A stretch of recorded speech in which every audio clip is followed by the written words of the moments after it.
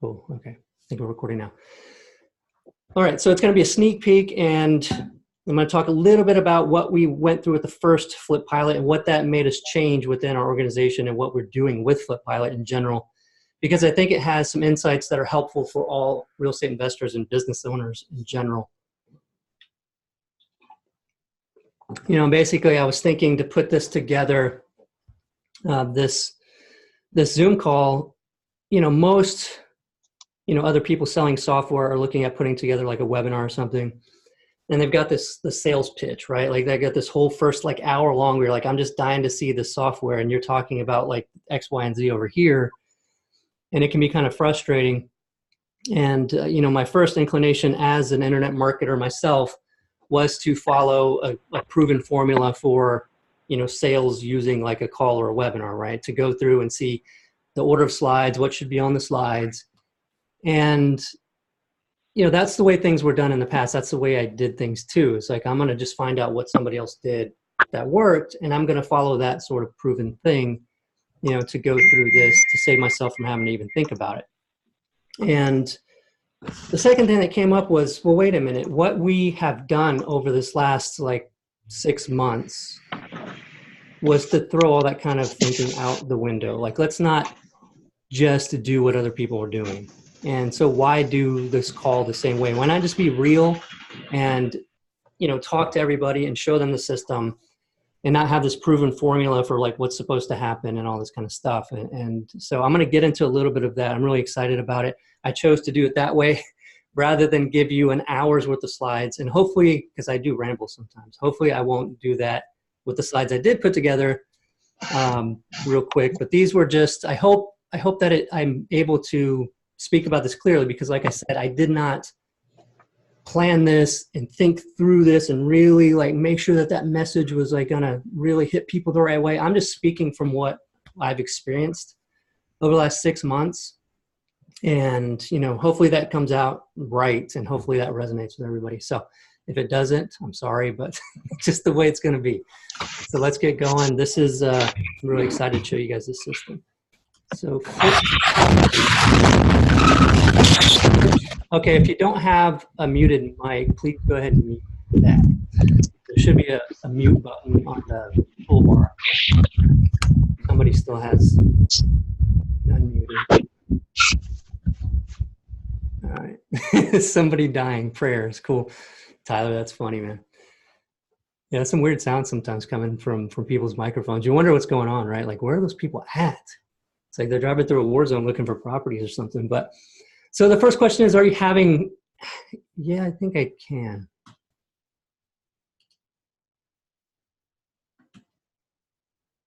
I'm kind of new to using Zoom for all this kind of stuff. I use, Webinar Jam usually. Anyway, if that's a problem, I'll look for it. Right now, I'm just going to get into this. So are you having fun in your business? Like, this is a serious question. I don't think enough of us are honest enough about whether we are or not. And honestly, in my software business over the last like 3 years, I wasn't really having fun with it, and, even in our flipping business, I think for a while, we weren't really having fun. It's just like this striving and, oops. Yeah, are you having fun in your business, or are you just constantly frustrated and worried? It's like all this stuff that comes up during the day and you're just like reacting to everything, and you don't stop to think like, am I really enjoying what I'm doing? And if not, why? Why is it that I'm not enjoying what I'm doing? I think a lot of it's because we expect things to go a certain way, right? We hear about other people's success. We mimic what they do. We go to all these events. We learn and we see what other people are doing. And we expect to do the same things that they told us they did and have the same results. That doesn't happen most of the time. Some of the time it does, but most of the time it doesn't. But it sets us up with these expectations, right? And so why is that not fun? Like, obviously, because you had expectations that things were going to go a certain way and they didn't. And the reason why I'm bringing this up is because this is what happened with FlipPilot 1.0. But it really, also means a lot, and I think it translates over into house flipping and in business in general. And so what I came to realize is we're kind of coloring by numbers when we do that. So in software, when we're looking to build something better than what the other people out there have, we're kind of coloring by numbers. We're saying, okay, well, they did that, let's do that. You know what I mean? we'll try to make it a little bit better. Or, you know, they sent out that direct mail piece or that to that list, and I'm going to do the same thing, expecting the same results. And when I don't, I'm going to be pissed and frustrated. And so I see a big problem with this. And the problem really is that the creativity is kind of lacking, right? In your business, whenever I was having a lot of fun in my business, actually, when I got started into the house flipping business and even in the software business, the most fun I had was sitting there without any other like plan and figuring out the plan, right? Like what kind of guerrilla stuff can I do that other people are not doing? And that was the most fun. Now, the reason why this came up recently was with my house flipping mentor. I had lunch with him. It had been like a year maybe since I'd seen him, but we had lunch and something interesting came up. He said that during the conversation, he said that when Homevestors started, you know, doing the franchises, this was a long time ago, the owner of that company, I think it was Ken D'Angelo was his name, came down to San Antonio to speak with him about him becoming one of the first franchisees to be a franchisee in San Antonio. And he told me that he showed him the franchise documents, all that kind of stuff, like all the systems, right? This thing that we've all been talking about for years now, systems, right? He showed him the systems. He said, well, I mean, look, it's all like mapped out, planned out. Here it is. And my mentor said that he told him, no, I'm not interested. He said, I'm not interested in that because like that just stifles my creativity. All I'm doing is taking what you've done and like following it. Like, where's the fun in that? Right? There's going to be fun and excitement in getting the deals and doing the deals. But that wears off after a while. If you're not like being creative and just, you know, like being like living life, right? Living life, enjoying what you're doing on a day-to-day basis. Like a lot of times that if that's feeling wrong, I think it's because the creativity is gone. Right? So anyway, the way this translates to the software is 1.0. What we did was basically the same thing. We were saying, okay, here's a proven formula. We're going to stuff all this stuff into the system, right? And speaking with a lot of our friends, like Tyler, who's on here, I saw, and you know, other people in these masterminds, high-level masterminds, that want all of this stuff in their systems. And we ended up saying, well, we're going to do everything in one place, right? We're going to basically be everything to everybody. And it's going to be awesome, right? Because that's what other software systems did. If we don't have what they have, why would people come to us, right? So that's kind of what we did with 1.0. And it didn't really work out as well as we'd hoped, because first of all, it took forever to develop at a huge sum of money. And it was actually the second time that we had done that. We had done that the year before, and it wasn't even usable enough to put out there. And then we tried to do exactly the same thing the second time, which was last year when the FlipPilot 1.0 came out. And what we learned was, I mean, we basically spent all that time because we made a million assumptions, right? Thinking, well, I'm an investor, my wife's an investor, our friends are investors, we know what everybody wants, right? And so we just made all these assumptions, and it took forever to get out there and do that. Okay, let me see. Yeah, I'll try to do that, Tyler. I appreciate that. All right, and you know, and so that's just like we started actually, and it's really weird because a lot of times we don't notice this kind of thing when we're in the middle of it, right? When we think we know like what to do and how to expect it. Let me go ahead and handle this mute thing because I'm getting text and all that kind of stuff. So it says manage participants button. Mute all. Okay, I'm going to do that. Cool.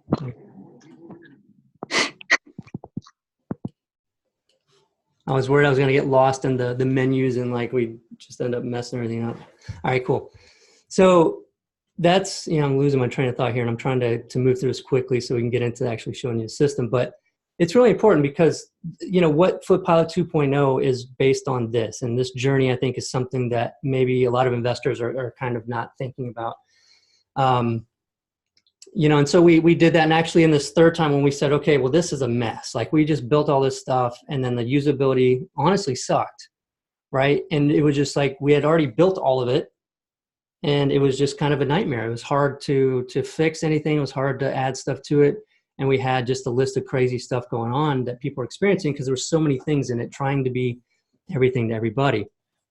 And so this time around, thankfully, we learned the lesson, and we started to build it out again, right? It was going to be the third time with the same idea that we're going to build all this stuff, but this time we're going to build it better, right? And luckily, through, a friend of mine that actually used to work for me had breakfast with me, and he finally got through to me. He finally said, the right way to build software is to figure out what the value proposition is and then build just at least minimum, as embarrassing as it is and as little as the software might have, let the customers validate it, right? Don't make the assumptions and validate it yourself. And so, that's what we did in this one. So it made us consider what the hell we were doing, not just with the software, but with our business too. And that's where this whole realization of we're not even having fun.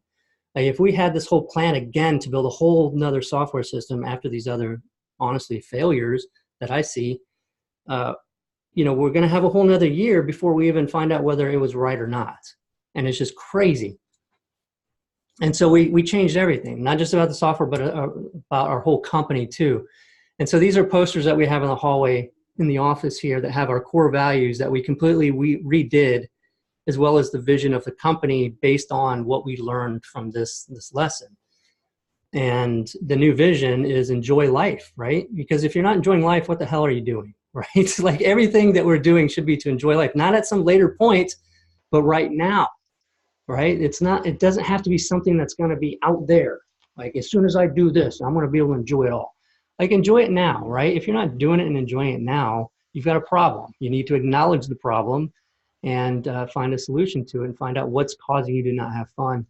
And like I said, I think some of this creativity is some of the answer to that. That's why I brought that up earlier. So the new vision is enjoy life. And part of that is also with the software. The idea behind the software is we wanted software that's actually a joy to use, right? Something that people love using. Because I think we all have apps or software that we actually get into and like, man, this is cool. I like this. And we wanted to kind of create that and make that the plan for it. The old vision of our company, Freedom Driven, which is a software company, was to, I can't even say exactly what it was after years of saying it, but it's like, to build, to allow, real estate investors to build, house flipping businesses that run without them. And it's like, that made sense for a long time, but then I got to thinking, maybe that's not right? If you're trying to build something that you don't even want to be a part of, like, what are you doing, right? I mean, you shouldn't have to build something to get out of it, right? You should enjoy being in it. And I'm not saying like be in it doing the day-to-day tasks, but you should enjoy that business. Anyway, I think you guys get the idea there. New core values. So these are the core values that we came up with: simple, focused, love, and own it. And I'm not going to explain all of this stuff. I think it's pretty straightforward. Love what you're doing, own what you're doing, own your mistakes, own your successes, focusing on something. We've built a lot of stuff in the software company. We're getting to where we're just focusing on FlipPilot. And, and really putting the effort into making that the thing, because that's what we set out to create when we started this business. And so coming back to square one on it. And then keeping it simple. Don't go complex. Don't go crazy on everything. Don't make assumptions. Do stuff, put it out there, let people tell you whether it's right or wrong. And to be a joy to use, it needs to be simple, right?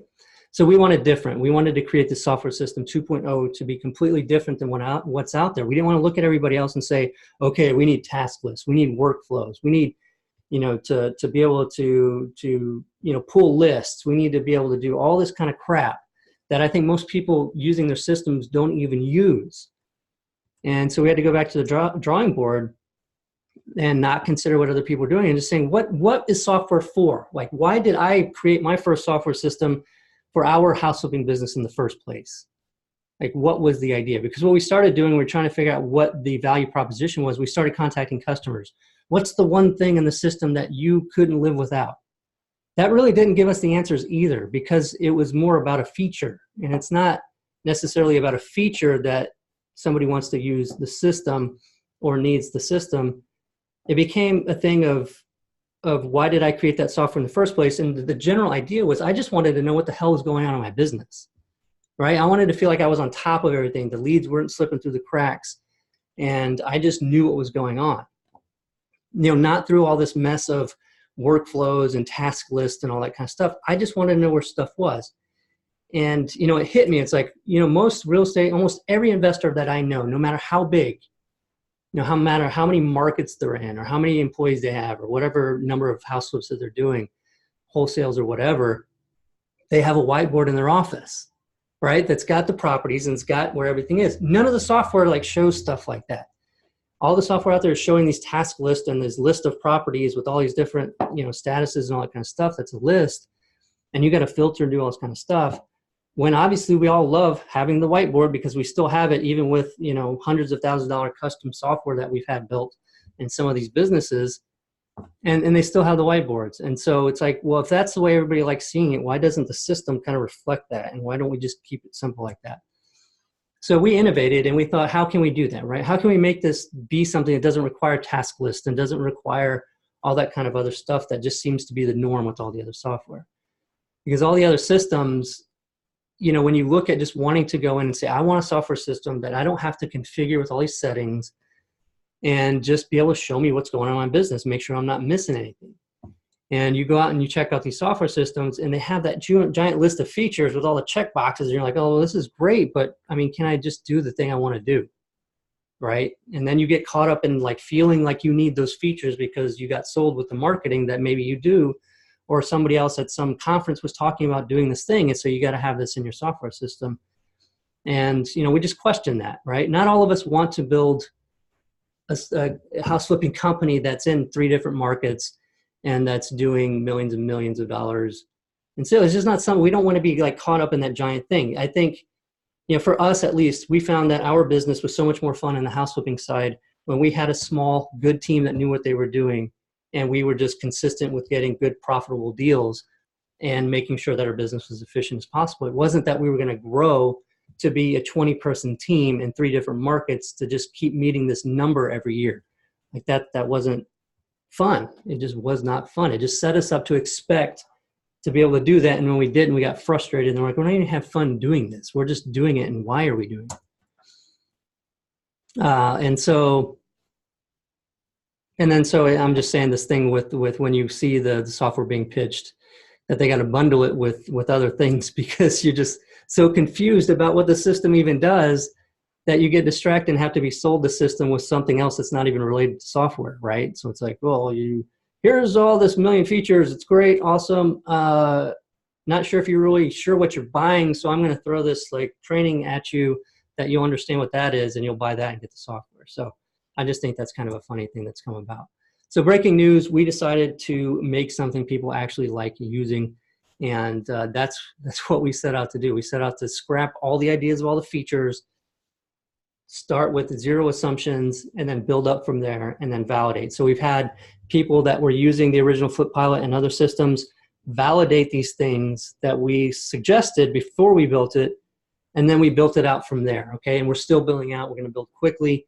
And we've had people using beta already for 2 or 3 weeks now, and it's been going great feedback, and we're being able to go through and iterate really quickly and add stuff that you guys want. So, right, this is going to be something, or is something even right now, where you're a part of building it, right? Like your ideas and what you want, you're a part of building this.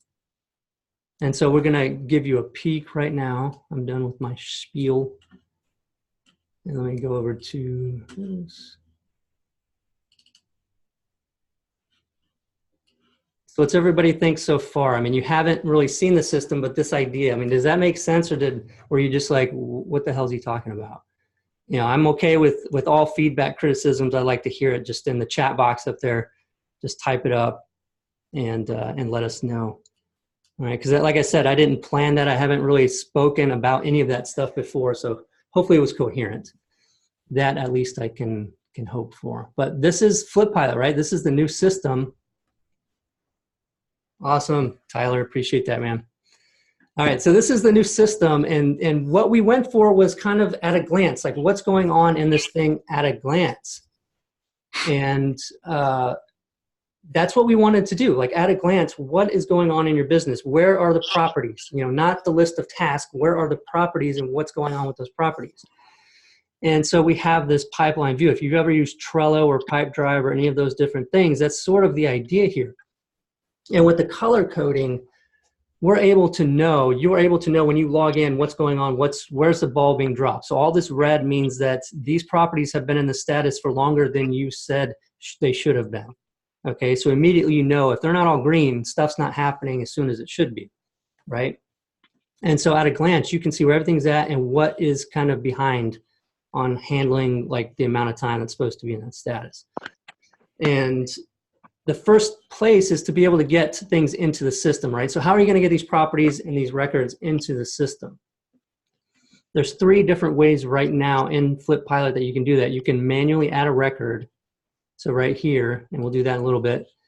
And you can also integrate with CallRail. So if you have CallRail, everybody seems to love CallRail that use it, at least most people.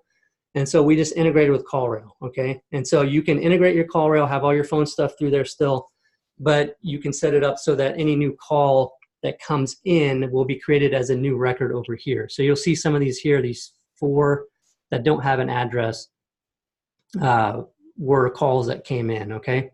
And so as soon as that call comes in, it's gonna be here. So if you're here in front of the computer and you take that call, you can click that record and you can start adding the property information and doing all that kind of stuff. And I'm gonna go over this page in just a little bit. You can also do the webhooks.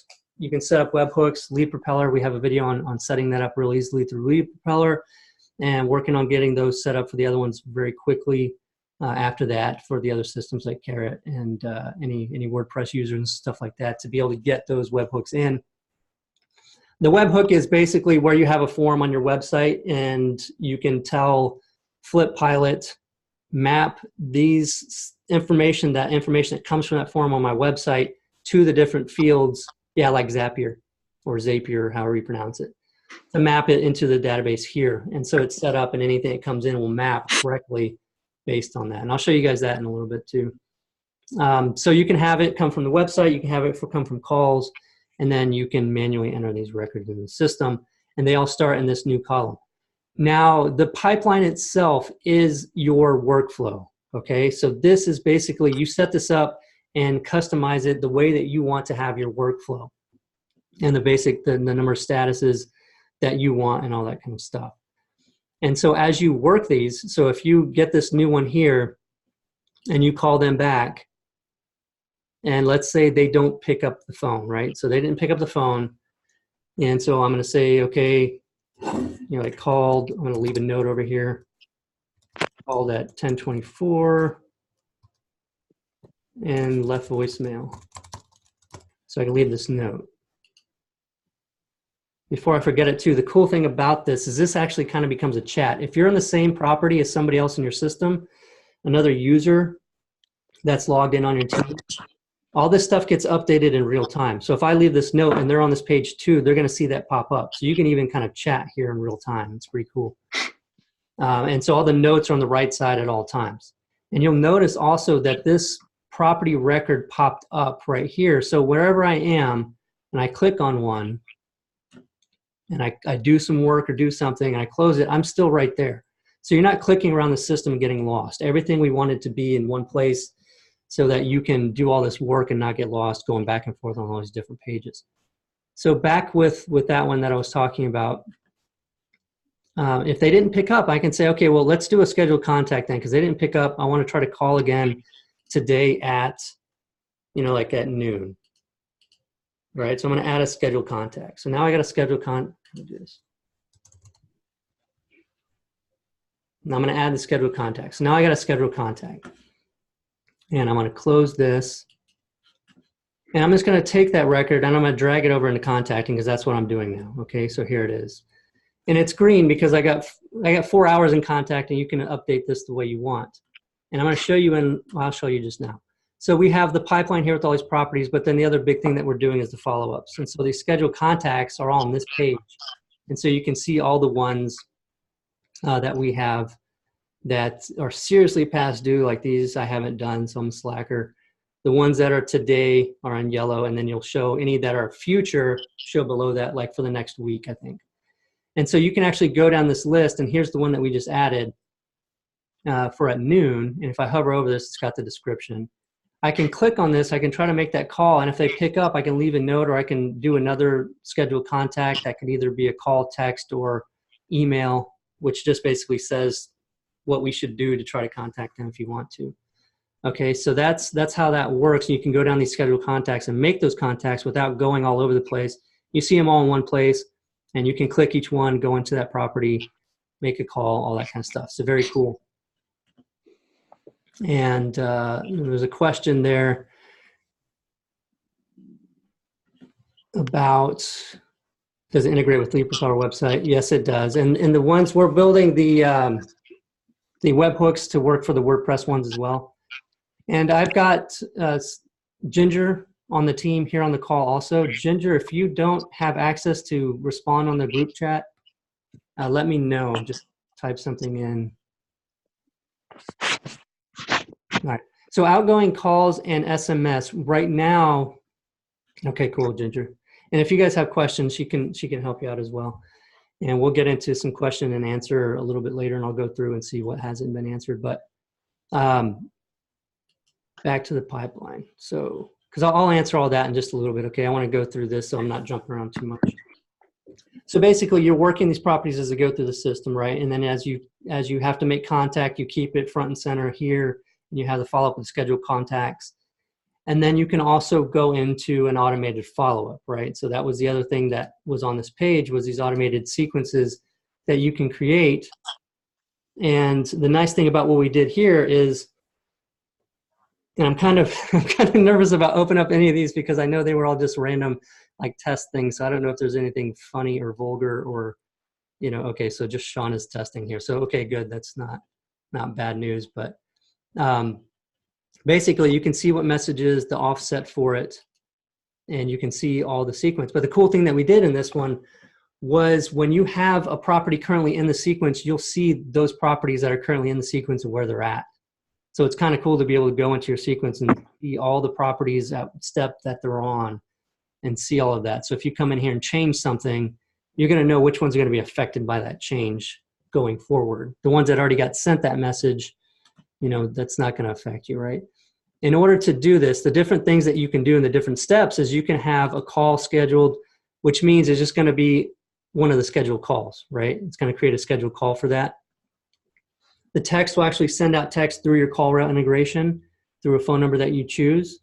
And the email is going to send out an email through your Gmail integration. So we can integrate with your G Suite, with your Google emails, and send out emails from the system as well to have your automated follow-up sequences send from numbers that you control and from emails that you control, so that whenever you get responses, you get those responses in those different systems. So if you send out a text, I think some systems actually send automated follow-up text out from a number that's owned by them. So if somebody responds to that automated text, they're not going to get it. Like the user's not going to get it because it's a shared number that's sending out all these texts. So this way it's your text through your call rail and all that kind of stuff. So how cool is that? You can set up these sequences to automatically communicate with the contacts. And if you're not familiar, I think most are at this point, but I'll say it anyways. These sequences are basically set up to automate following up for you, because as you get more and more leads, you can't stay on top of that. There's just no possible way for you to do that manually all the time, or unless you hired somebody, then you got to stay on top of that. But this is something that can be automated. Having these texts and emails go out that say, hey, are you still interested in selling that house? We weren't able to contact you, but you contacted us. Please call us back at your convenience, or text back, or whatever. And then having the scheduled contacts to make calls. So, Don Costa, some of the other people I've talked to on the podcast about follow-up say that like 40% of their deals, 40%, right? And that's a ton of deals, over like 100 deals a year, are from follow-up, right? There's just so much in this follow-up. So if you're not doing follow-up, you need a system like this to be able to automate that for you to make sure it's being done. And in the future, we'll be working on adding different things that you can do with the follow-ups. But right now it's email, text, and then the scheduled call contact. So you can have somebody on your team call them by putting a scheduled contact over here. All right, so back on the pipeline. So something that's come up here is people ask, what do we do if we don't have tasks? Because we literally did not put tasks in this, and we did not do workflows, because the whole thing itself is a workflow. So the question was, well, how do I make sure that everything's being done? How do I make sure that my team is ordering insurance before we close? How do I know that all this kind of stuff's happening? And we're just like trying our best to not like add complexity to the system, right? And we don't want to just assume the only way to do that is to build tasks and task lists. And so what we did was we allowed you to edit a status to create a checklist, right? So when it's under contract, we have a checklist of order insurance, check code compliance, do a walkthrough, all this kind of stuff that needs to happen before the closing. And so that checklist is there. So anytime a record is dragged into under contract, so let's just drag this one over into it, what's going to happen is that one is going to now receive the checklist that we have for this status of under contract. So if I go in here, I'm going to see, well, that's old stuff there. Sorry about that. Just ignore that. I'm going to see, yeah, you have to get through those old errors from the testing. The under contract checklist. So this is not done yet. So if I try and take this property and I try to move it into the next one, well, I got to choose the date now because of the closing date. And I'm going to get into that. Well, I'll cover it now. So some of these also is not just the amount of time that it's acceptable to be in that status. Things like a closing, you have a closing date. So you can choose the date that it's going to close, and you can even put the time in here if you want. I'm going to do 11 o'clock closing. And I can add that required date. And it says, oh, wait a minute. Each item in the checklist needs to be completed before changing the status. So your team will not be able to move this out of the status until they complete those items, right, in the checklist. So that's how we're getting around having to have all this stuff where it's having these task lists and all that kind of stuff. You're going based on, the status of the property and where it's at. And the priority ones bubble up to the top with the red and the yellow, meaning that they've been there longer or the due date's coming sooner. So for the closings, based on being a date that you just saw me trying to put in because I tried to drag it over there, it's going to be based on that closing date. So your closing is going to be ordered by the closing date. And as it gets closer to closing, then you'll have the yellow. And if it's still in there after that date and time, it's going to be red. So that's how we're doing that. So a question came up recently too this week where somebody was saying, well, my acquisitions person isn't in the software all the time. And sometimes I have something that's one-off for a property, like I need them to do this thing or check out this thing or know this thing.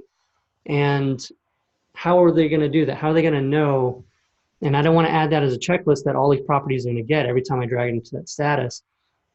And so what we decided to do, and we're working on this as a feature that we're going to be adding, but is on these checklists, you'll be able to, and so it's not here yet, but it'll be very soon, that you'll be able to go in here and add a one-off item onto a checklist, for that, and be able to mention that person on your team so they get a notification about it. So that's how we handled that system. All right, and then I wish I'd stop showing the one with the old testing errors on it. Okay, but anyway, so as we go through, you're going to see the properties as they're moving through your business, right? And most of the time we're going to spend up here with these new ones, trying to contact them, setting appointments, and all that kind of good stuff. So what happens when you get a call? So you'll see these calls that came in, and you call them back, and it's just like a telemarketer, right? So you don't want to keep that, but you want to know that you still have the call. You just drag it over here into not a lead, and it's off your board and it's archived, okay? So that you can have that. It's not so that way it won't go against your lead count, and I'll show you the stats in a little bit, but you'll still be able to know that the call came in. All right, so if you click on not a lead, you'll see the other stuff in there. So if you made a mistake, you can come back in and unarchive it by clicking the reactivate record. And that'll put that right back into your pipeline. Same thing happens when you have a dead lead or dead deal or sold. So you want to keep track of them, but you don't want your board being cluttered up with all of the different ones that you already sold, right? Because it's going to create a mess of, if you've got 200 properties in here, you don't need those because you're not really working them. So you drag them over here and you can see them all here. Okay, so they're all still there, and you can find them by searching. If you do a search, it's going to find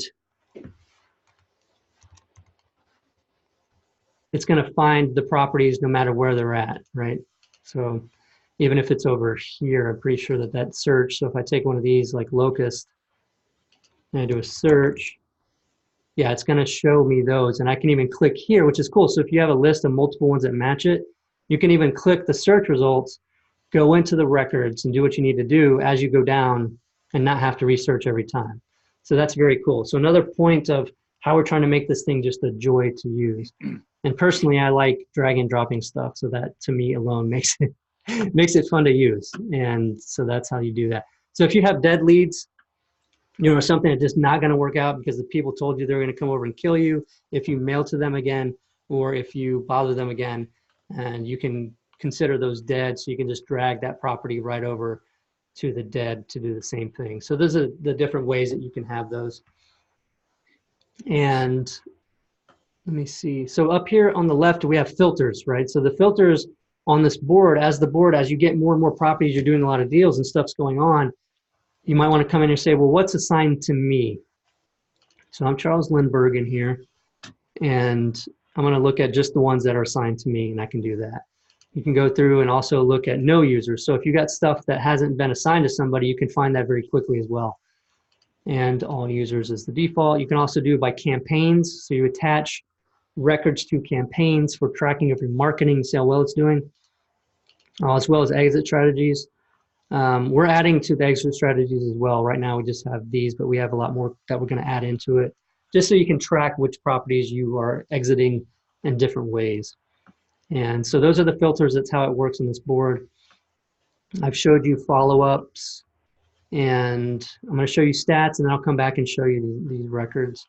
The stats will show you basically this week, which is Monday to today, is the main number. So here's where leads, here's non-leads. So these are the ones that came in between Monday and today that were dragged over to the not a lead folder, right? So if you get a bunch of calls, you say, well, I had 20 calls, but I got 10 leads. The other 10 will show up over here in the non-leads if you drag them into not a lead. That way they're all accounted for.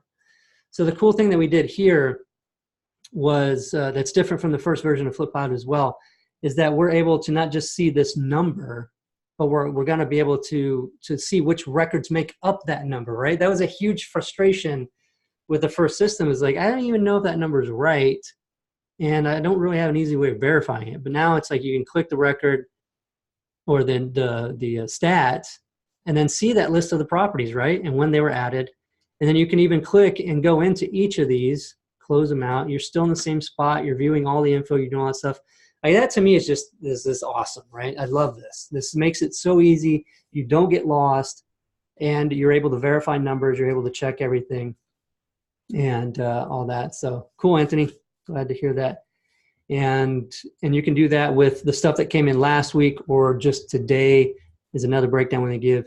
And then down here, we have the different quarters. So you can see the change over time of these stats over the different quarters. And obviously we weren't using this months ago, but it's going to keep rolling like that for you to show you the change over time so you can see that. So we kept it simple, but we show you really what you mostly want to see and have that all covered. Now the next thing that we have are the campaigns. And so this in here is where you set up which marketing campaigns that you have going on. And you can attach these campaigns to the webhooks, the forms. So if you have a certain form where you're driving traffic from Facebook or from Google Ads or something to different forms, you can map that form with this campaign into the system so that the new record that comes in over here will automatically be classified as that campaign. So that's where this campaign over here on the left, let me get the big mouse for you. Let me pull that out. And that's where that'll automatically be set. You can manually change this as well. If you add it, you need to change it. But that's where that happens. You can also assign those phone numbers to these campaigns as well. So when the call comes in, you also will have that record automatically attributed to that campaign. So if you see the call there, you click on it, you're gonna say, okay, cool, this came from my Google Ads. Or cool, this came from my probate mailings. Okay, so that's how this is all set up to do that. Now you can also see the return on investment by going into manage the campaign and adding costs as you have cost for that particular campaign so that you can keep track of those stats. It's very simple. I'm not going to add any right now, but you can basically do that so you can see your return on investment over time for that. So you can filter these by channels as well. And so you have all of the campaigns that you have going, map them to your web forms with the webhooks, and then map them to your phone numbers from caller that you have so that those automatically get set. And so I've got these 3 here. If I go back to the pipeline, I click on this one, I see those campaigns here so I can choose which one it was. All right. So cool. That's all that stuff. And we're moving through it pretty quick, so I feel pretty good about that. So this record, let me get into the record, okay, because there was a lot of planning that had to happen to make this work properly. I'm going to go into, let me just go into this one. So basically what we're providing right now in FlipPilot 2.0 is the idea of a record, right? So it's not, if you used version 1.0, you probably dealt with frustrations of, and I apologize, frustrations of having separate contacts, having separate properties, having separate everything, right? Everything was separate, and then it was all supposed to be tied together, which caused confusion.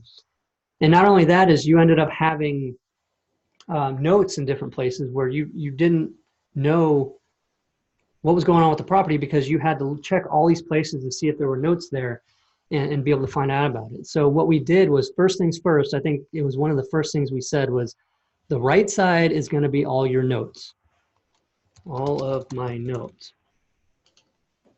And that is going to house all of this with the latest one first, so I can read really quickly through the history of this while I'm still looking at it. It's always there, it's easy to find. And these are all the notes for this record.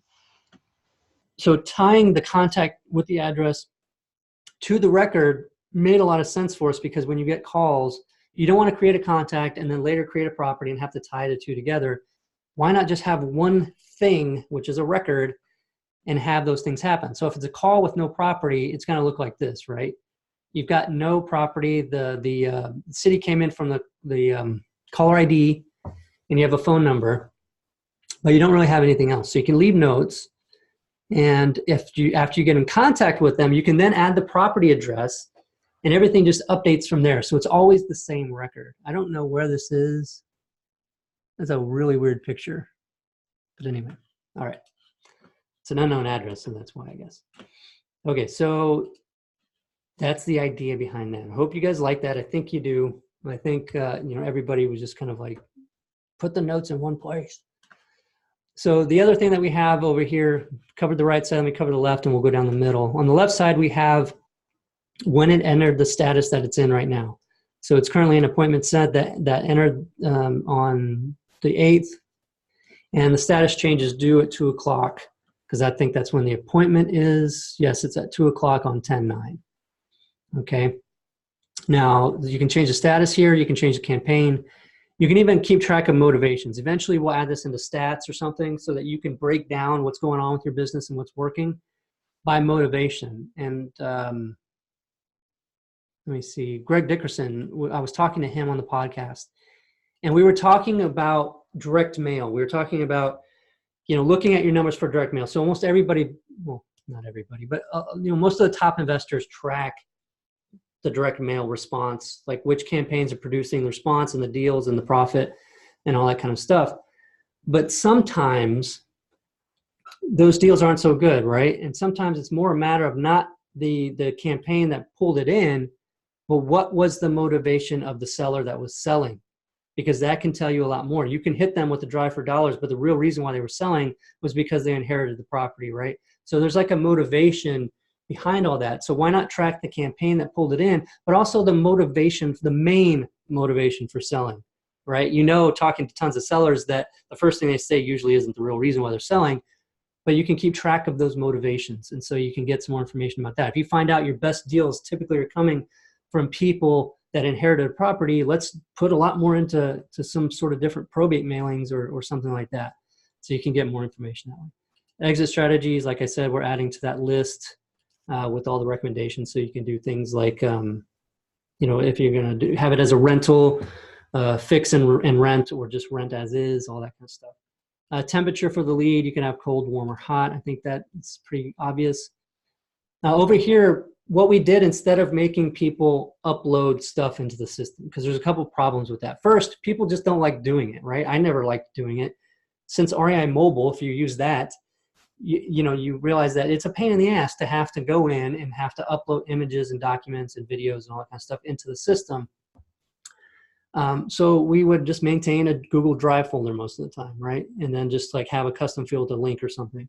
So we created to where you can tie into your Drive and just connect the Drive folder right here. And once you do that, then you'll be able to link over and go to that folder in another tab that shows you all of your documents, images, and all that kind of stuff. So, which is really cool because you maintain control of all that, right?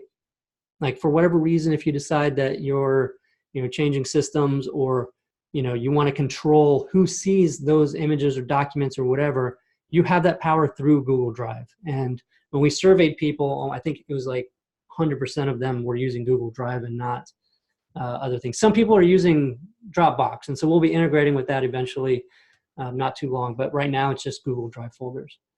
So that's how we did that. And also, Google Drive already has all the stuff for the phones and everything where you can upload pictures, images, and documents like right there as you take them, and put them right into the right folder.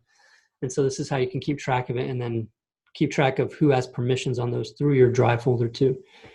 You can put the property into a follow-up sequence. So this is where you want to add them to an automated follow-up. You can click here and select which sequence. I had the two that I showed you. So I could choose one of those, and I can put the from name for emails. So all emails will come from some name if I put Danny Johnson or whatever, or you can put Danny at Danny Buys Houses. From number, you're going to select the phone number. These are for the texts. So these are the call rail numbers. You select your call rail number so that the text will go out from that number for that follow-up sequence. And then you start it, and it puts it down in here so you know the follow-up is happening. And it's also in the follow-up, like I showed you, which properties and which step in that follow-up. All right, from here, you can also mark it as sold, not a lead, or dead, because sometimes when you're over in the middle or something and it's kind of hard to drag it all the way over to the right, that way you were able to do that right from within the property to be able to move those things off into those gutters to archive them. And then you can also change the status up here if it stays in the pipeline and you want to move it. You can move it by changing the status. It'll change it in the pipeline. So cool. All right. Now, the other thing that we've put in here was the Google Maps. So you have exactly where that's at. And then, you just click this to zoom it out to make it full screen. Probably should have done that. All right. And you can do the little guy on there, walk around, so you see the street view and all that kind of stuff. And then you've got your street view image here of the property automatically pulled in. Contact information, all the normal stuff. You can set their time zone so that your follow-up messages, your texts and stuff will go out based on their time zone, right? So if you're working with somebody that's in Hawaii and you have something to set out to go out and you're on the East Coast of the United States, you have it set out to go out at like 7 something in the morning for some reason. Well, that person in Hawaii is going to get that in the middle of the night, right? And so that's not what you want. So we have it based on time zone. So you set up your follow-up sequences to go out at the time that you want to go out. And for that contact, their time zone is the time that they will get that. So they're always going to get it no matter where they are if you set that time zone for the correct time. Scheduled contacts, I showed you what that is. If you want to make, kind of a scheduled call, text, or email that you want your team to manually go and do, you can do that here.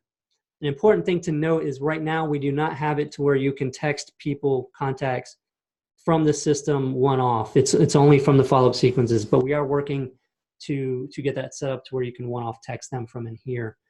If you want to do that currently, that's not in a follow-up sequence, you just do that through your call rail for now until we get that set up.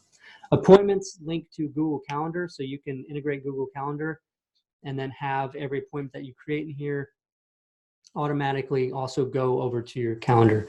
And then you can click that link to open up another tab to show you that here. So that's here. That's this one. No, that's not it. I'm in the wrong calendar. Yeah, so it's here. So this is the one that goes out. The reason why it's here twice is because this is also the person on my team that is going to that thing. So it'll be on their personal calendar that's integrated with this, and the one that you set up. So in the integrations, I'll show you, you actually specify which calendar within the Google account you want those to show up on. And I have it set to go to appointments, which is orange. So FlipPilot, all that kind of stuff. Cool. All right. So back over to this, we have a communication log. So if you have automated messages go out or communication go out, it's going to, or the call that originally came in, it's going to show up here in the communication log. Property information, you have, well, the typical stuff for properties. You have lead information, and I'll show you in just a little bit. You have custom forms or custom fields, so that if we're not keeping track of something you want to keep track of, you can, or if you don't like some of the ones that are here, you can get rid of them. So very cool with that. Analysis, we kept very simple. You just put in the numbers, it calculates the Mayo. I'm not going to spend a ton of time on this. It's just putting numbers in and calculating Mayo. Like I said, we're not starting with a million assumptions that people need to customize all this like crazy and be able to write all this stuff because it creates a mess. We're going to do something like simple like this. And as people say, hey, this, enough people say, hey, this really would be better if we were able to do this, then we'll make that addition. But we want that coming from all of y'all instead of from us making the assumption. All right, so buying offers, you can keep track of any offers that you make, any negotiations that happen, so that you can see what's going on there. Financials, you can keep track of projected profit for each record and actual profit after you close it. That goes into your campaign stats, right? So you get your return on investment calculated from that.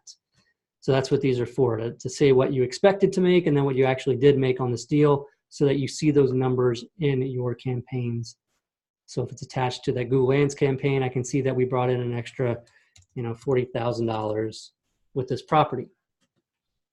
There's no save button for this either. So as you type these, that updates. And like I said before, this is real time. So if you have a teammate that's also in the system and they're looking at this record and they're looking down here at financials, that will update right in front of them like magic because you changed it, okay?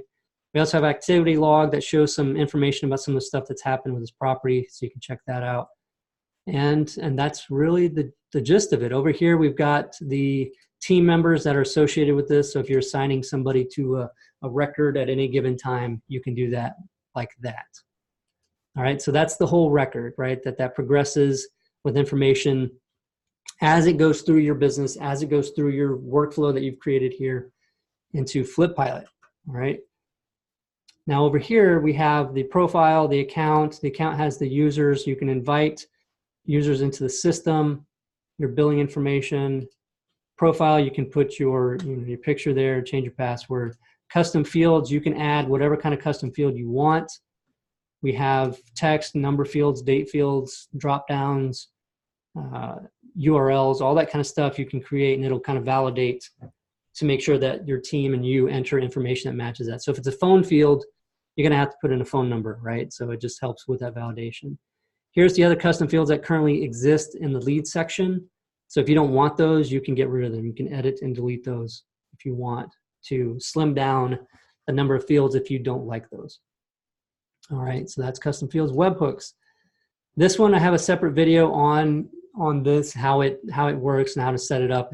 It's very pretty simple, but I'm not going to go through it right now because we're not actually doing well on the call, because that would be kind of crazy. All right, so there's a YouTube video for that you'll be able to see. Integrations. These are the integrations right now with Gmail. Recommend that you get G Suite. Just a little bit of information. If you are using Google Drive, a personal one, for your business, and you have team that you are adding to that have access to that Google Drive, and they're creating folders and they're creating documents, they own those. Even though they're in yours, they own those. And ask us how we know how that can become a nightmare. That's a problem. So if you're using a personal Google Drive, you really should look into G Suite so you can control the ownership of that. So that anything created even by your team, you own still. So if you don't want them accessing it after they're out of the business, you really should be looking at G Suite. And then you can use the domains for the emails also. So I'm hooked up to Gmail through my G Suite, so I'm able to send emails with automated follow-ups from my FlipPilot.com email. Integrated with the calendar, the appointments calendar that I showed you, which is here, orange. Right here is what's integrated. The call route integration is right here, and these are the different calls that you need to paste into, and we show you how to do that with these instructions. Paste into your call rail webhooks to be able to get that to work. It's very simple, and the nice thing is there's no porting of numbers because you own them within your call rail account and manage all that stuff through there. And we're able to keep the pricing simple on FlipPilot because we're not having to charge, minutes and all that kind of stuff right now. So that's the system. I'm pretty sure I covered what I wanted to cover. The main things are that you have an idea at a glance, what's going on in your business, where the ball's being dropped because things are red. And then also, keeping track of follow-up and the importance of that, knowing what needs to be followed up on, what is being followed up on, and then seeing your stats and your campaigns to make sure their marketing effectiveness is what it's supposed to be so that you can do it. Anthony's asking, and I'm just noticing this right now, is what does it show when a property is closed? I'm just curious.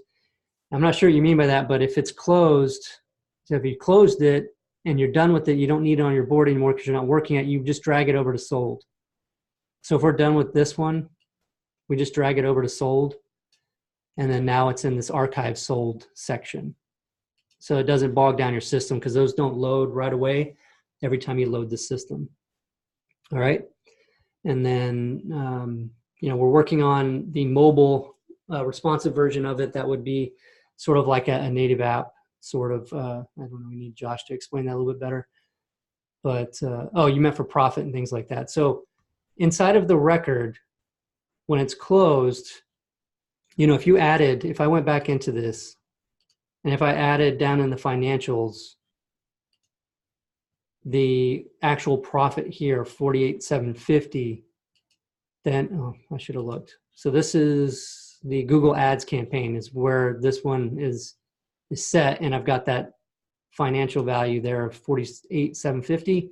If I go into campaigns for Google Ads, I'm going to see that here. I'm not sure that was the same number. I have to look at that. But that's where that total shows up. So that's where all those show up from that within the system. And so you see that. Cool. All right, you guys are already asking about how much it costs. And it's supposed to be saved for later. That's cool, though. That's all right, Ginger. All right, so let me go back up through here. I'm going to see if there's any questions that weren't answered. Thank you, Ginger, for answering questions as we've been going through this. We've got, can you connect to Facebook lead ads? I don't think that we've tried that yet, but I imagine with the webhook, if we don't, it's not going to be hard to get that to where that's going to work. I don't know if anybody that's listening on the team can speak to whether we've tried that or not. I don't know that we have. If it sends over stuff like most websites do, typically you're able to do that. Calls being recorded, you set that within CallRail. So if you have calls being recorded in CallRail, we'll have those. I don't think that that's just yet, but I know it's one of the things that's coming up really soon is to be able to see those in the communication log. You'll have the link to the voicemail and be able to play the voicemail. I think we were trying to find the right player to play that file for you within the system. But yes, that will be very soon. All right, let's see what else we got here.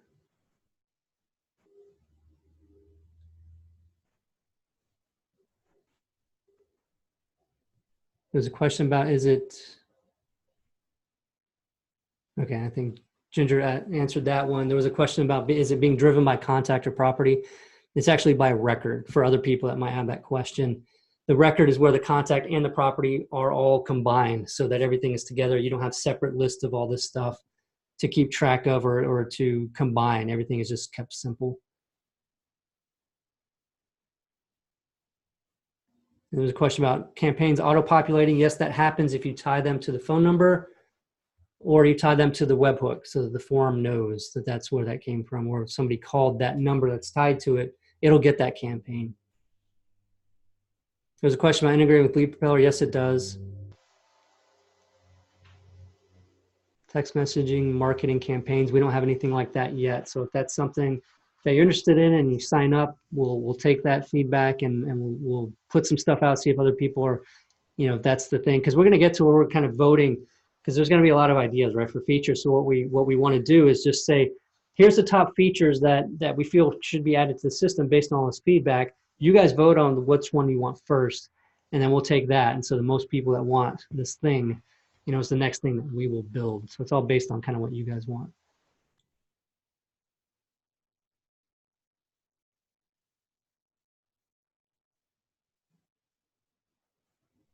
All right, cool. And I hope I got to the presentation of the software fast enough for you guys. Like I said, I even hate when people spend an hour before they even show you the system.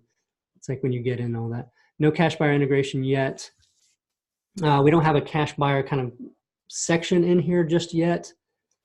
So that's not something that's right away inside the system.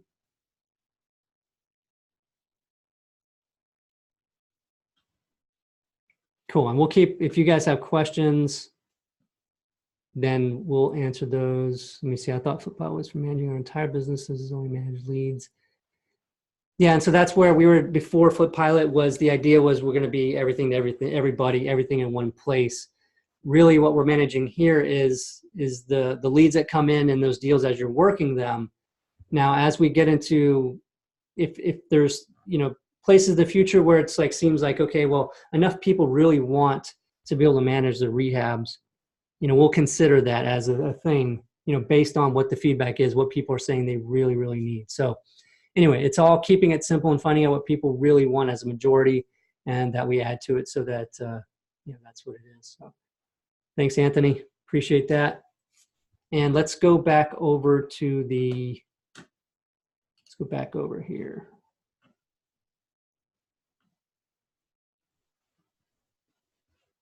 Okay, did I close that out?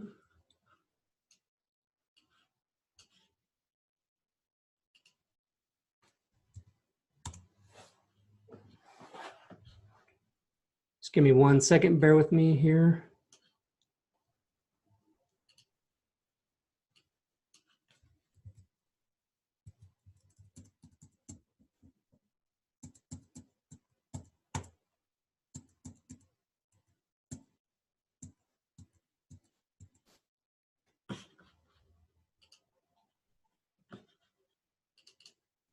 All right, so you guys should see the slideshow again.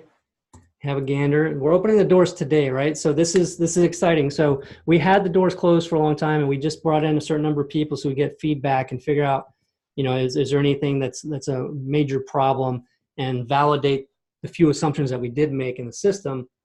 And that's where we are now. But we need more feedback now. Everything's going great. We have some bugs to fix, still minor things. And obviously with the beta of the software, you're going to have some minor bugs and stuff like that. But being a simpler system, we're able to get to those much faster and really grow the system pretty quickly. All of our team now is in-house. So we have all of our developers here in the office. And so it's been awesome. It's been really a whole different situation here with this development of this one. And we're excited about it because we finally got it right. So we're opening the doors today to get into the FlipPilot 2.0 beta system. I know a lot of people on this call have been waiting for quite a long time to try to get into FlipPilot. And so today you can do it. The 1.0 had packages from $247 a month to like $600 a month, depending on number of users. What we did was keep it simple with this one. One package with unlimited users. So it's not complicated at all, right? And you can get in right now at the hugely discounted rate of $137 a month and add as many users as you want to the system, to this beta version of FlipPilot 2.0 that some people are already using for their business right now for production and their business. And we want to add some people to it. So what we're doing is 50 people. We're going to open the door to 50 people into the system, okay? Now there's people that joined the Zoom call. I'm recording this. This is going to go out right afterwards as soon as the video is processed, and I get it to YouTube, to the email list. I got it yesterday, so they have access, because a lot of people were telling me that they weren't going to have time or couldn't be here for this but wanted to see it. And so I'm going to send that out. So we're going to limit this to 50 though, because we don't want to overdo it. We don't want to overextend ourselves. We just want to have the 50 come in, make sure that everything's going great. And also, because everybody loves t-shirts, we're going to do, because you're getting in at the ground floor, you're getting in at the beginning of this exciting point of getting into the beginning of FlipPilot, because it was started over from scratch from the ground up. This is brand new. The first 25 people to sign up today are going to get that founding member t-shirt. So once you sign up, we'll see in our Stripe account, we're going to see who the first 25 were, reach out to you guys for shirt sizes, and then get that shirt out to you. So that's cool. And it says founding member on it. So you'll be one of the original people inside of FlipPilot. I think that's really cool. And as this thing grows and gets bigger, and years later, say that you were one of the first in there when it just got started. So we appreciate you guys' support. what I'm going to do is what you need now, right, is where do you go, right? And I didn't even create a slide with where to go. How crazy.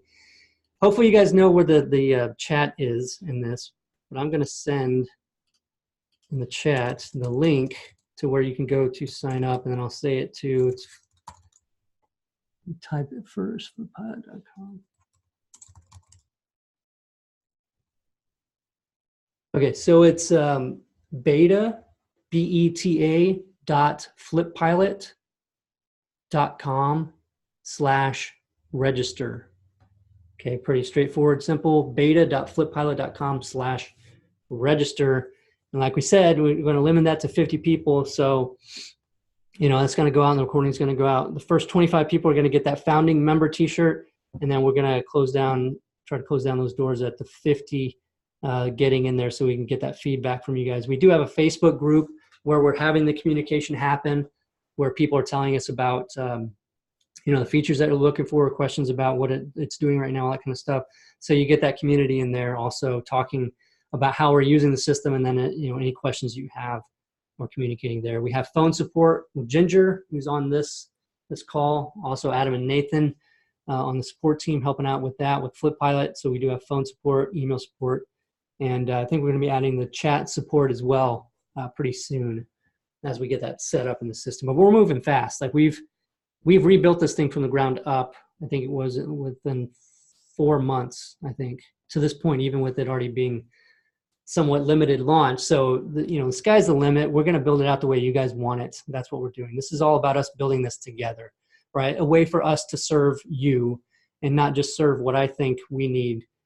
This is all completely different, right? Let's be creative together, have everybody together telling us what you guys want, and then we can talk about it back and forth. Okay, that's a good idea.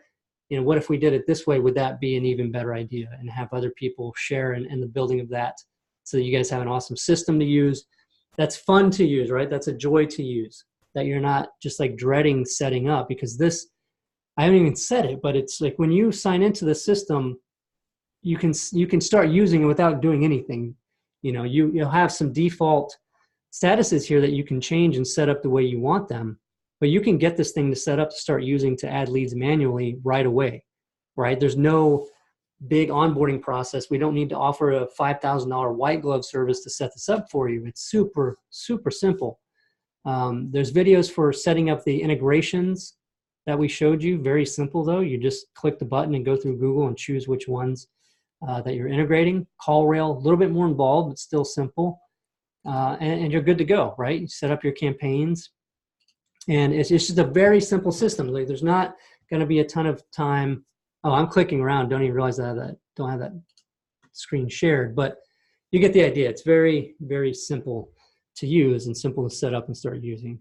That was something that was glaring in the first one when you logged in. It's like, well, what am I supposed to do? Like, I don't even know what I'm supposed to do here. But this system, I think we had Eric Olson, who doesn't mind my using his name in here, but he signed in when we did the alpha version even. And he had said in the Facebook group, I think he said it literally took him 2 minutes and 37 seconds to figure out how to use it.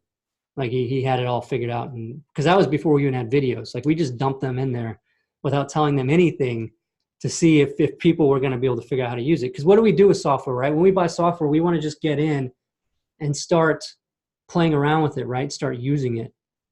And so that's what we wanted to build. Like, why not have a simple enough system for you to do that? You can just go in here and start using it, not have to watch 50 hours of videos and stress about bringing your team over and getting them trained on it, because it's very, very simple, okay? So the ideal customer that we have for this, you know, are people that have been doing some deals and, you know, need a system, keep track of these leads and have the follow-up set up so that they can take advantage of getting more follow-up deals. Right now in our flipping business, I think the majority of the deals that we're doing are from follow-up, from us doing follow-up. I think we're getting over 50%. I have to verify that with Melissa, but it's just, you know, something that needs to happen. But yeah, love the system, and hope you guys too. I really, all feedback, you know, all feedback is what we're looking for here. So go ahead and sign up if you want to get, you know, that t-shirt, be the first 25. We're going to let 50 in. So consider that. And and then we'll get going from there. So once that's good, I'm going to send out this video afterwards too. It will take several hours, but I'll get an email out with a recording of this if you happen to miss some of the beginning of the video or some of the walkthrough or anything like that. But I'm going to stick around on here for a little bit. If you guys have questions, this chat box is open.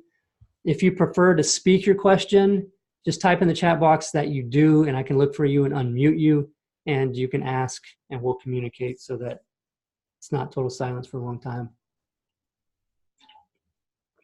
Has anybody not had a question answered? Marco missed most of the presentation. Where were you?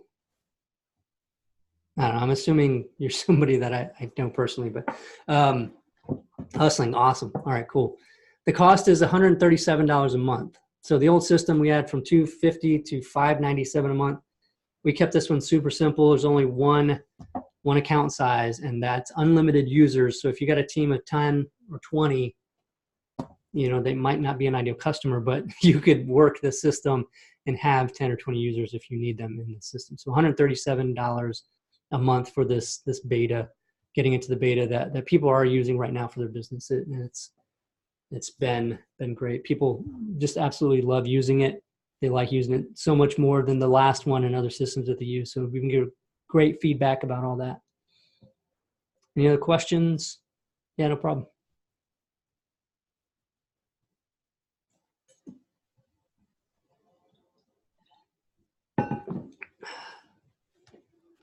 Well, I'm waiting on any questions if there are any questions. There's I have this inspirational like calendar thing, a daily calendar thing, and I wonder if you guys can see this. Let me put it up here.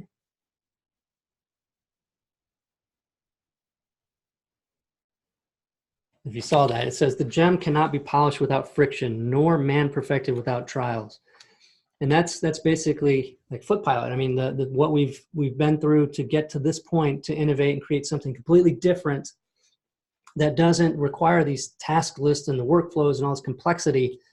You know, it brought us here to this and to this whole change of how we're developing it with, you know, input from everybody. So I thought that was pretty cool. All right. I don't know how. Yeah, it's administrator. I don't know why it says administrator. Keep proceeding. Okay, that's for support for Lead Propeller. If you would reach out to our support team, my phone number's on the website, and they can help you right away with trying to figure that out. I apologize if you're receiving spam on one of your websites. That just happens with websites. Let me see. While we're waiting, feeling a slowdown in the market.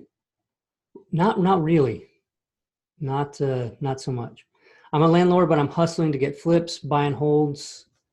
Still working on my first new deal and don't know if I really need FlipPilot yet. What is going to cost in 3 months? So that cost is going to remain. So it's not going to go up. Like $137 a month is what you're signing up for. In 3 months, it's still going to be $137 a month.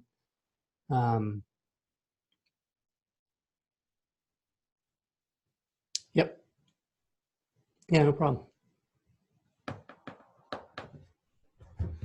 But yeah, I mean, even for people, you know, getting into this business, if you've got leads coming in and there's stuff to follow up on, this can help you tremendously do that. So, yeah, so that's that. Any other questions?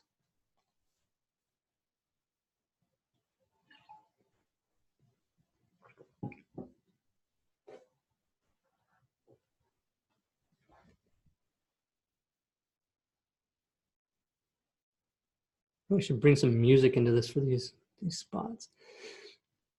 All right, guys. Well, I'm going to go ahead and sign off. Yeah, Josh, that'd be one thing there. Yeah, if you could do the Google Ads, that really helps to drive the traffic. Yeah, for Lead Propeller. I'm not answering that, Josh. Not on the webinar. I'm glad you sent that to everyone too. That's cool. Oh, cool. Awesome, Adam. Adam says excited to try this out. Great. I don't know what to tell you, Josh. I don't really know what to tell you, man. Yeah, it's month to month. So you're not signing up for a year. We're not going to lock you into a year. Like, yeah, it's month to month. So you get in there and, enjoy the system and see if it meets what we said about being a joy to use. And there will be a replay. So I'm recording this. As soon as we're done, I'm going to go ahead and upload that to YouTube and send it out to the email. So if you got the emails to be in this, which I'm assuming you did because you're here, you should get that recording as well through your email. All right, Regina says, thanks, signed up, looking forward to testing out. Awesome, great, Regina. Thanks for being a part of it. Hey, no problem, John. It's all right, man.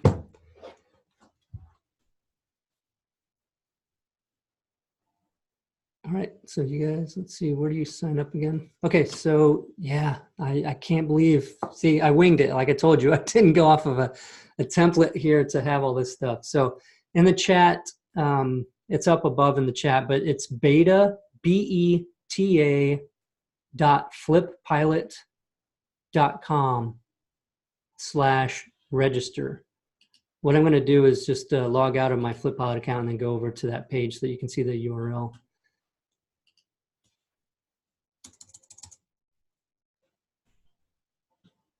And then share that screen. That's probably important. All right, so now if you can see that, I don't know if it's big enough, but right here, it's beta.flippilot.com/register. I apologize for not having that in there.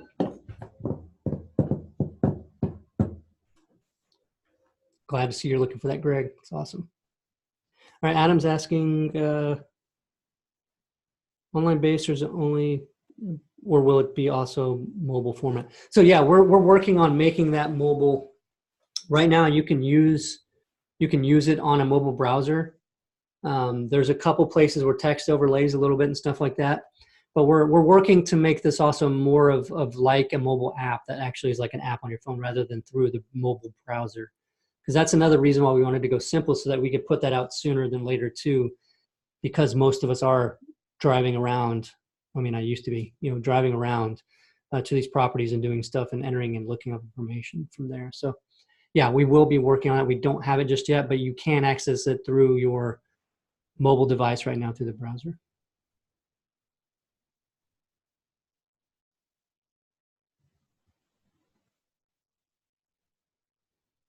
Cool.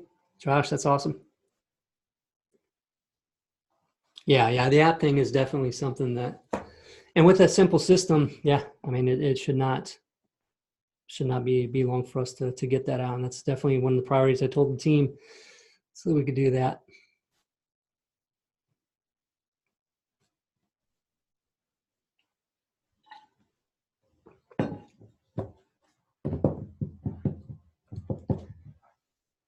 No problem, Josh. I'm glad you were on. Josh K, not Josh M. I'm glad you were on too, brother. Asking about who does my hair. I thought that was somebody else asking who does my hair. I was like, really?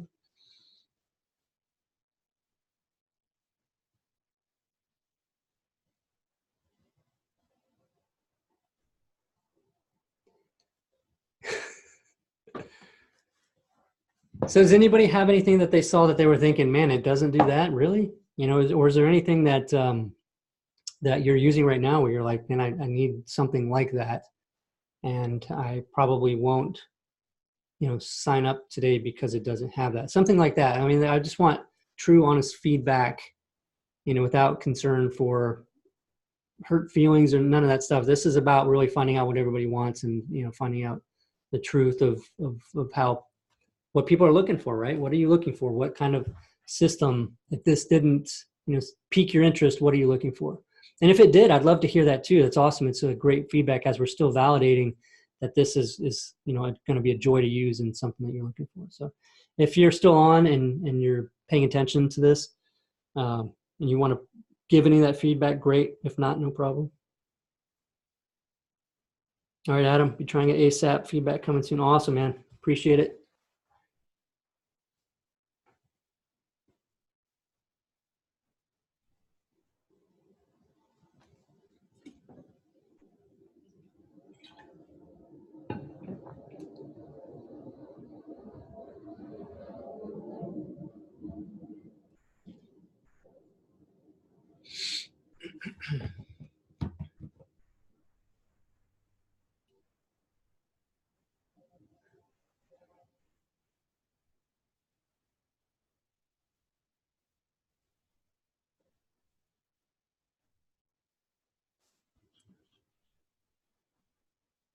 Yeah, I guess the registration page probably show like the price, right?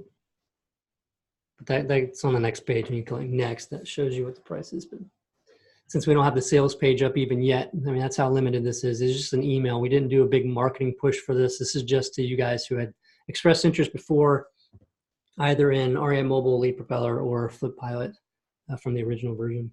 All right, well, no more questions or feedbacks coming in, so I'm going to go ahead and close this down. Thanks so much, everybody, for joining me on this call and taking part in it and supporting us. It's really awesome to have a community of investors, willing to help out with the development of the software system and telling us what you guys are looking for. So cool. Everybody have a great day. Talk to you next time.